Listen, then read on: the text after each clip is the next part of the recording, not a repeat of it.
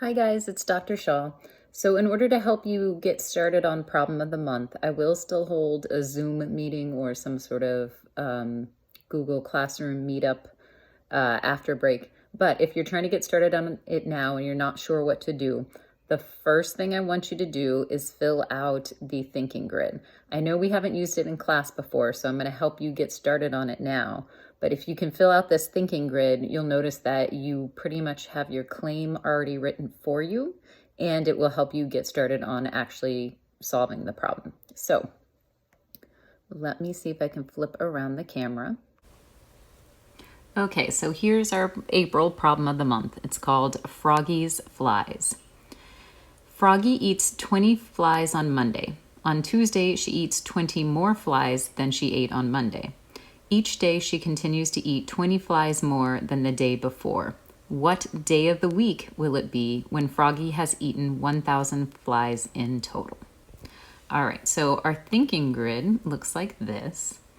And it asks us first, from the problem, what do I know?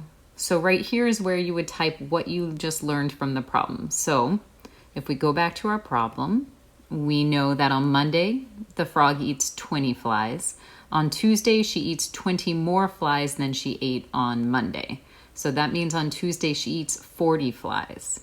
Each day, she continues to eat 20 flies more than the day before. So we should see that there's a pattern of plus 20 flies each day. All right. All of that would go into right here. Where it says, what am I solving for? We're getting this directly from the problem. So this is where you're writing what is the actual question you're trying to answer.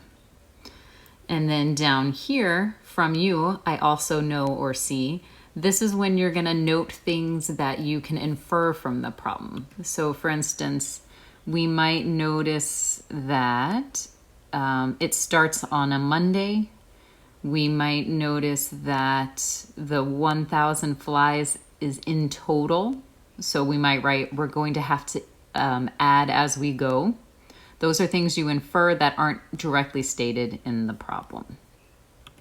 And then at the bottom, it gives you a way to select how you want to start. So for almost all of these that I've done so far, one of the best ways to start is to create a table. This gives us a lot of information in a very short period of time. So if we create a table, we can keep track of what is happening when.